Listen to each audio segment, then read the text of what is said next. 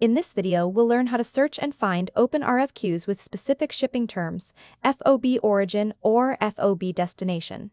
The FOB point determines who pays for the shipping charges, the DLA or the supplier. It's important we use this FOB point in the bid estimation to come up with an educated bid price. Given that some parts can be hundreds of pounds in weight, the shipping charges can significantly affect the bid price. Fortunately, it's very easy in Loocey to not only see the shipping terms on RFQ, but also filter the list with the desired FOB point. To start, go to the DLA RFQs page where you'll see the list of open RFQs. We already have a column called FOB Point, which will have the designated shipping term already listed, origin and/or destination. If you're new to DLA, sometimes these terms can be misleading, which is why we even have a tooltip explaining each type. Let's mouse over an origin type. You can see that it clarifies in the tooltip that for origin type RFQs, the DLA would be paying for the shipping. And if we mouse over to a destination option, we'll see the tooltip specifying that the supplier or the contract holder would be paying for the shipping charges.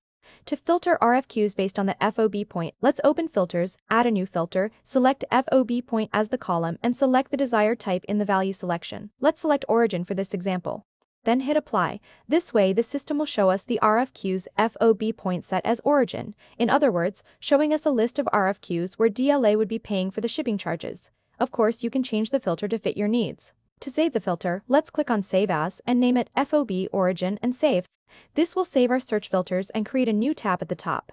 The saved searches, also called saved views, are a great way to save your filters, so when you come back tomorrow or in the future, all of your saved views will be easily accessible with all of your filters already saved. That's it for today. Be sure to subscribe to our channel to be notified when we release new tutorials. Thanks for watching and see you next time.